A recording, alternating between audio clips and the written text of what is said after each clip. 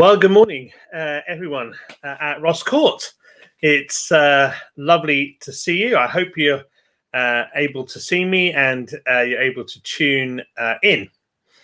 Great to be here again, just sharing with you a little reflection during this rather horrible time in our country's history, during lockdown, isolated from our friends, and from our families. And I hope this message I'm going to share with you, this brief message I'm going to share with you today, is going to really bring you some encouragement.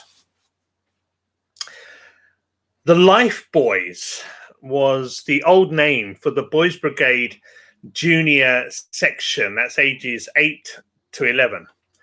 The Boys Brigade was, and still is, an interdenominational Christian youth organization that was founded in Glasgow, can you believe, in 1883. In its earliest days, Robert Baden-Powell, who set up, of course, the Scouts, was its vice president. And what he did with the Boys Brigade provided him really with the working model that he adapted for the Boys Scouts, which he founded in 1908. Now, when I was a much younger man, I'm not particularly massively old now, but when I was younger, I belonged to the Boys Brigade organization. I trained as an officer at Feldon Lodge in Hemel Hempstead, which was the headquarters of the Boys Brigade. I worked as the coordinator of what was called at that time in the Boys Brigade, the first impact team out of the national gatherings of Boys Brigade, of the Boys Brigade and Girls Brigade. Latterly, we would operate a team of evangelists who would work among the young people who weren't attending the main sessions, and I headed that up and I coordinated that. I also worked for the Girls Brigade as a national trainer, training Girl Brigade officers on their Bible knowledge and their Bible skills, and communicating that with young people. I was also the West London Boys Brigade and Girls Brigade gymnastics team chaplain. And one of the great privileges of being part of that group was attending the Chelsea pensioners every year to beat the retreat for these amazing men. So every week, myself and Karen, my wife, who was a Girls Brigade officer, we would head off to the Baptist church where I was a member, in my navy suit and my Glengarry, which I still have. I meant to bring it this morning to the office and I forgot. My officer's shirt with the very posh epaulets and so on. It was a very smart uniform. Tan gloves. You really did look the piece, particularly when you were marching, as we used to do on parade Sundays. Along with the logo of the Boys Brigade, which is an anchor, there is also a BB motto. And the Boys Brigade motto is sure and steadfast. And it's taken from the letter to the Hebrews. And we find it in the New Testament, Hebrews chapter 6 and verse 19, that we have, those of us who have this Christian hope in Jesus, it is a sure and steadfast anchor of the soul. The Good News Bible, I like the way it translates it, says we have this hope as an anchor for our lives. It is safe and sure. At our monthly church parade services, brigade services, both Girls Brigade and Boys Brigade, we often used to sing the good old Boys Brigade hymn, which begins like this: "Will your anchor hold in the storms of life when the clouds unfold their wings of strife?" You might be familiar with it. The hymn ends, "Will your eyes behold the morning light, the city of gold and the harbor bright? Will your anchor safe by the heavenly shore when life's storms are past forevermore?" And then the chorus, "We have the anchor that keeps the soul steadfast and sure while the billows roll, fastened to the rock which cannot move, grounded firm and deep in the Saviour's love." I thought actually I might sing that old Boys Brigade hymn for you today. So I'm going to sing it for you. It's a great hymn. I hope you enjoy it.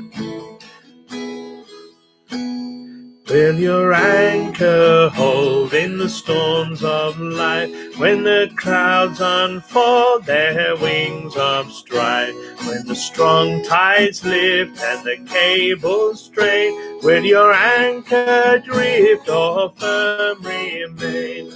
We have an anchor that keeps the soul steady and sure while the billows roll, fastened to the rock which cannot move, grounded firm and deep in the Saviour's love. Is it safely moored till the storm withstand? For this well secured by the Saviour's hand, and the cables pressed from his heart to mine can defy the blast through faith divine.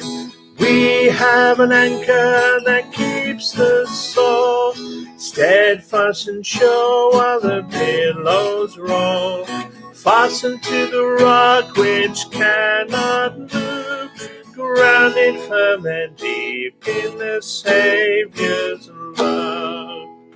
It will firmly hold in the straits of fear, when the breaks have told the reef is near. Through the tempest brave and the wild winds blow, not an angry wave shall our bark overflow. We have an anchor that keeps the soul steadfast and sure while the billows roll, fastened to the rock which cannot move, grounded firm and deep in the Saviour's love. And you have that wonderful verse at the end. Will your whole eyes behold through the morning light, the city of gold and the harbor bright? Will your anchor safe by the heavenly shore, when life's storms past up forevermore? We have an anchor that keeps the soul steadfast and sure as the billows roll, fast to the rock which cannot move, grounded firm and deep in the Saviour's love. Excuse my rather terrible guitar playing. Trying to read the chords and read the words at the same time was a bit hard. We have an anchor that keeps the soul steadfast and sure while the billows roll, fastened to the rock which cannot move, grounded firm and deep in the Saviour's love. I think a bit sadly in Christian circles today, that anchor symbolism has largely fallen out of use, I guess because it seems a wee bit old-fashioned. But up until around 300 AD, the first century of Christianity, those first 300 years, the anchor was one of the most primary Christian symbols, a bit like a fish that you see sometimes on people's cars. It was like a secret sign of Christian believing. The fish, which in Greek we call ichthus, represented a confession of faith, because the word ichthus is made up of the first letters of, in Greek, the words Jesus Christ, Son of God, Savior. The anchor, which in Greek is the word akura, it could involve a word playing, affirming life in the Lord. An anchor represented life in the Lord. The first century symbol for Christianity wasn't really the cross, and often we wear crosses now as Christians, but in the first century, the symbol for Christianity wasn't a cross, it was an anchor. If I'm a first century Christian and I'm hiding in the catacombs in Rome, and three of my best friends are just being thrown to the lions, or burned at the stake, or crucified, or set ablaze as a torch for one of Emperor Nero's anchors abounded. In the cemetery of St. Priscilla, for instance, there are some 70 examples of anchors to be found, carvings and engravings and models and statues. Where did the Christians get the idea to use an anchor? Well, the truth is that the anchor was a really familiar literary metaphor in the classic world, and it was used to depict the concept of security. What greater symbol is there than that of an anchor? We're going to talk about the security that the Christian faith offers us. For a nation like us Brits, sailing is a great pastime. Rule Britannia, Britannia rules the waves, Britons never, never, never shall be saved. I think there's a lot to be said for continuing to use this metaphor of an anchor today. What a difference Jesus makes to living and to dying. It means that we can face death with confidence, knowing that death is not the end, because when we shut our eyes in this world, we will open them anew in the kingdom of heaven. Because of Jesus, because Jesus is our anchor, because we have this anchor that keeps our souls steadfast and sure as the billows roll, fastened to the rock which cannot move, grounded firm and deep in the Savior's love, because we have that anchor.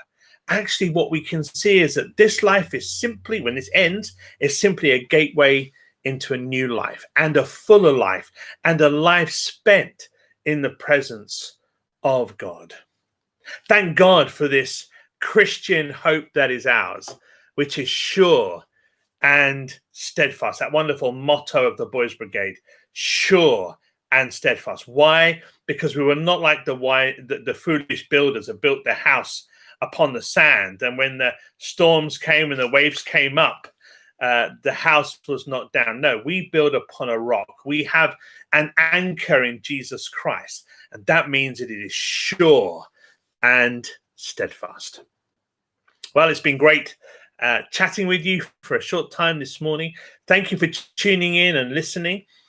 Sorry about the singing and the guitar playing. Hopefully you enjoyed that song anyway. We send all of our love and greetings to you from Ross Baptist Church. God bless you, keep well, and keep safe. And I look forward to speaking to you again in a fortnight. God bless you.